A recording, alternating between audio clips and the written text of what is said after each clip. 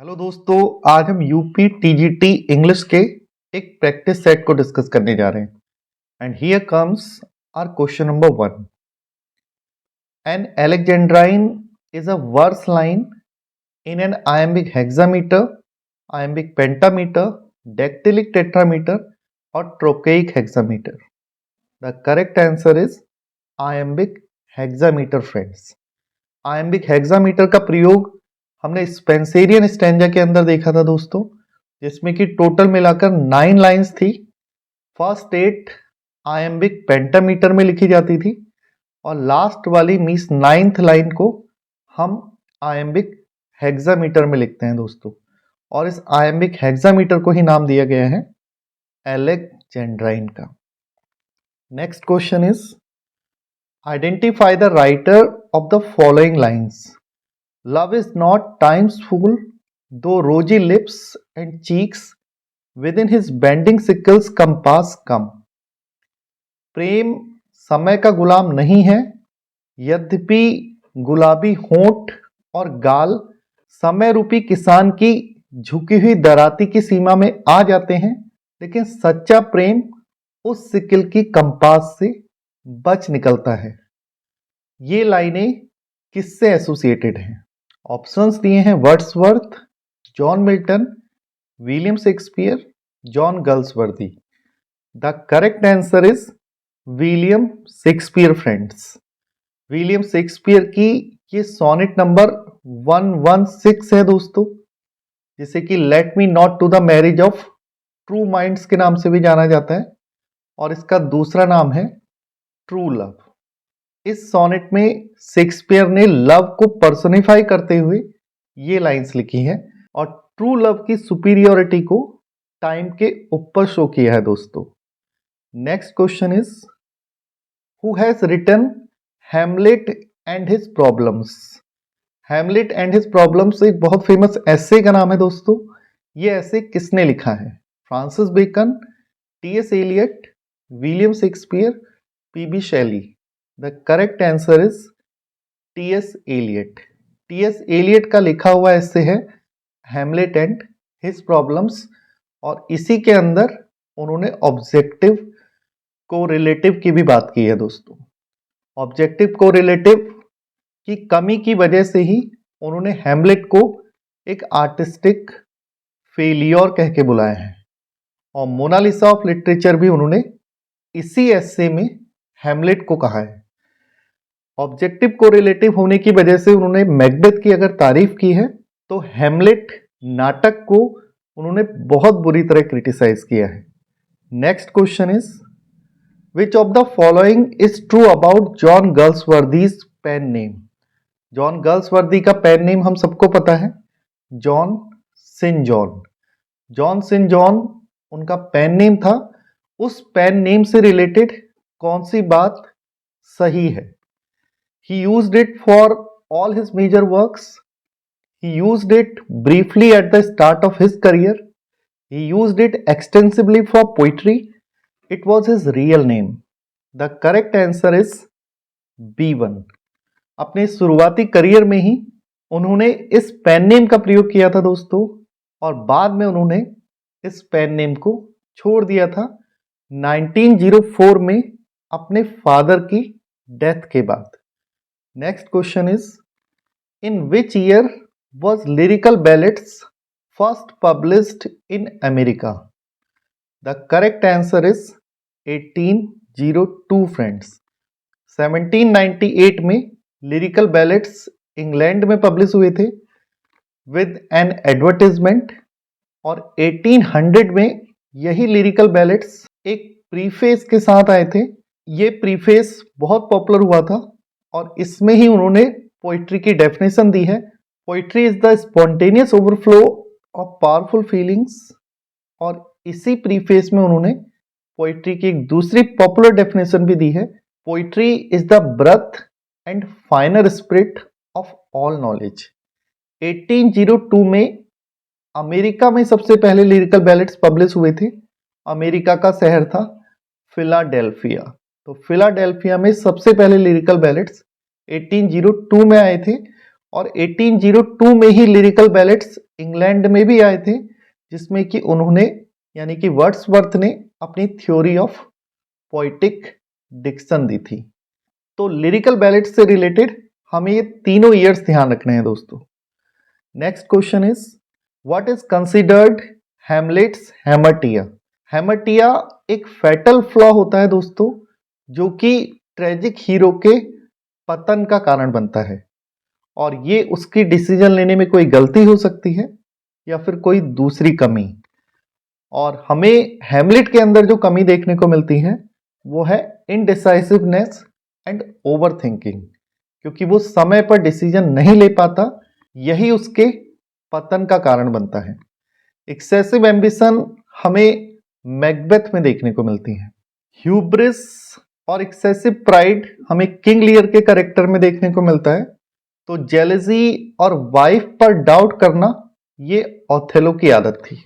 Next question is Samson Agonistes was first published in 1671 alongside which other work of Milton. 1671 में सैमसन एगनिस्टस और Milton के एक दूसरे work को एक साथ पब्लिश किया गया था। उस वर्क का क्या नाम था? Paradise Lost, Lycidas, Paradise Regained और Areopagitica. The correct answer is Paradise Regained friends. Paradise Lost 1667 में आया था, लिसिडस 1637 और 38 में पब्लिश हुआ है, और पैराडाइज रीगेन्ड 1671 में सैमसन एगनिस्टस, जो कि मिल्टन का एक क्लोजिक ड्रामा है, उसके साथ पब्लिश हुआ था। और एरियोपेजिटिका वाज पब्लिश्ड इन 1644, जो कि उन्होंने लिबर्टी ऑफ प्रेस के लिए लिखा है। Next one is what is the primary purpose of an ode. एक ओड का प्राइमरी पर्पस क्या होता है? ओड एक तरीके का संबोधन गीत यानी कि एड्रेसिंग पोएम होती है दोस्तों, in which we address someone और समथिंग टू प्रेस और ग्लोरीफाई दैट पर्सन और thing friends. So option B will be the right one. To tell a story काम हमारे बैलेट का है, और किसी की डेथ पर मौन करती है एलिजी, और 14 लाइंस हमें देखने को मिलती हैं एक सोनेट के अंदर। Next one is who among the following coined the term willing suspension of disbelief. Willing suspension of disbelief वाला टर्म किससे एसोसिएटेड है? The correct answer is Samuel Taylor Coleridge, जो कि उन्होंने अपनी बुक बायोग्राफिया लिटरेरिया में 1817 में दिया था दोस्तों। जॉन कीट्स से एसोसिएटेड टर्म है नेगेटिव कैपेबिलिटी। टीएस एलियट से जुड़ा हुआ टर्म ऑब्जेक्टिव कोरिलेटिव, और एजरा पाउंड इंस्पायर्ड मैथमेटिक्स की बात करते हैं दोस्तों। ये पोइट्री को इंस्पायर्ड मैथमेटिक्स का नाम देते हैं। Next one is which quote is not from Wordsworth Tintern Abbey. Wordsworth की टिंटन एबी, जो कि लिरिकल बैलेट के अंदर आने वाली लास्ट पोएम थी, इस पोएम से कौन सी वाली कोट नहीं ली गई है? The still sad music of humanity, ये बहुत फेमस लाइन है, टिंटन एबी की ही लाइन है। Nature never did betray the heart that loved her, ये लाइन भी टिंटन एबे, जो कि एक ड्रामेटिक लिरिक है दोस्तों। इस लिरिक के अंदर वो अपनी बहन डॉर्थी से ये बात कह रहे हैं, for I have learned to look on nature not as in the hour of thoughtless youth. ये लाइन भी टिंटन एबे में आई है, जब वो कंपैरिजन करते हैं अपनी अभी की जर्नी की अपनी 5 साल पहले की गई जर्नी से। And the last one is not a quote from Tintern Abbey, because we find this quote in his Immortality Ode. ये उनकी इमॉर्टेलिटी ओड में आने वाली फेमस लाइन है दोस्तों। In which year was John Galsworthy awarded the Nobel Prize for literature? The correct answer is 1932 friends. 1932 में ही John Galsworthy को नोबेल प्राइज से नवाजा गया था। In which stream of consciousness novel do we find the line fear no more the heat of the sun nor the furious winters rage. Shakespeare के symbol इन में आई हुई ये लाइन हमें किस नॉवल में देखने को मिलती है? The correct answer is Mrs Dalloway. Mrs Dalloway की हीरोइन मिसेस डालोवे या फिर जो क्लैरिसा है वो जब घर से बाहर निकलती हैं तो उन्हें ये लाइन याद आती है और इसके बाद भी इन लाइंस को वो बार बार बोलती हैं। ऊपर के दो नॉवल भी स्ट्रीम ऑफ कॉन्शियसनेस नॉवल ही हैं, लेकिन इनको जेम्स जॉयस ने लिखा है, who is famous for his stream of consciousness novel and his concept of epiphany। नीचे के जो दो नॉवल हैं ये दोनों ही वर्जीनिया वुल्फ के नॉवल हैं दोस्तों। Next question is which of the following ideas is central to Milton's argument in Areopagitica। एरियोपेजिटिका जो 1644 का वर्क है दोस्तों, ये फ्रीडम ऑफ प्रेस की बात करता है, so option C should be the right one. Next one, the antonym of transmutation is, transmutation वो चीज होती है जो जल्दी जल्दी से चेंज होती है और जो हमेशा एक जैसी बनी रहती है उसको हम परपेचुएशन कहते हैं दोस्तों। Find the foreign expression with incorrect meaning. पर एक्सीलेंस का मतलब सुपर्ब होता है, this is correct. Genre literature की काइंड या स्पीसीज को कहते हैं और वाइवा वर्सी ओरल टेस्ट ओरल एग्जामिनेशन होता है, लेकिन इन कैमरा ओपनली नहीं, इन सीक्रेट या फिर सीक्रेटली को शो करता है दोस्तों। जो चीज सीक्रेट में की जाती है या क्लैंडस्टाइन होती है उसको हम इन कैमरा के नाम से जानते हैं। One who speaks more than one language is called. Mono one को दिखाता है और पॉली मैनी को, तो correct answer will B polyglot. Polygamy तो बहु विवाह वाली परंपरा होती है जिसमें कि एक बंदा बहुत सारी शादियां करता है। मोनोग्लॉट एक भाषा बोलने वाले व्यक्ति को कहते हैं। पॉलीग्लॉट जो बहुत सारी लैंग्वेजेज में बोल सकता है। In polyandry we find the wife of so many husbands. Next question is the singular of crisis is. Crisis एक प्लूरल वर्ड है, इसका सिंगुलर होता है क्राइसिस। जो भी वर्ड आईएस पे खत्म होते हैं लाइक थीसिस, क्राइसिस, पैरेंथेसिस, इन वर्ड्स का प्लूरल बनाते समय हम ईएस लगाते हैं। जो वर्ड यूएम से खत्म होते हैं जैसे मीडियम, इनका प्लूरल बनाते समय हम इन्हें हटाकर ए लगा देते हैं। Which of the following is an incorrect match. Masculine gender को फेमिनिन जेंडर से मैच कराना है, उस हिसाब से देखें तो हमारा जो रॉन्ग वन है that is the third one. Bull का डो नहीं काव होता है। Rest of these are correct. The synonym of apprehend. Apprehend का हमें सेम मीनिंग वर्ड ढूंढना है। एप्रीहेंड का मतलब होता है अरेस्ट। अंडरस्टैंड तो हम एप्रीहेंड को नहीं कॉम्प्रीहेंड को कहते हैं दोस्तों। Comprehend means to understand. Next question, identify the incorrect match.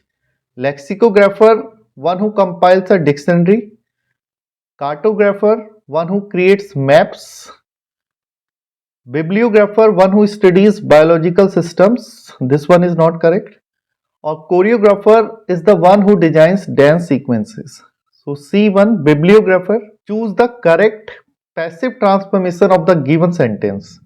it is time for someone to clean the room, the correct answer is first one, it is time for the room to be cleaned।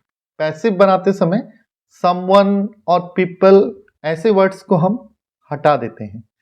Next question is choose the correct simple sentence transformation of the following. Although he was tired he completed the work. यद्यपि वो थका हुआ था फिर भी उसने अपना काम पूरा किया।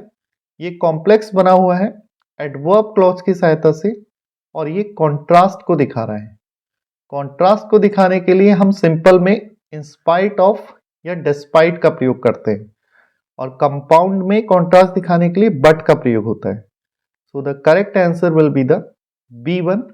डिस्पाइट बीइंग टायर्ड, टायर्ड होने के बावजूद भी ही कंप्लीटेड द वर्क, उसने काम को पूरा किया। Next one, change the following into indirect speech.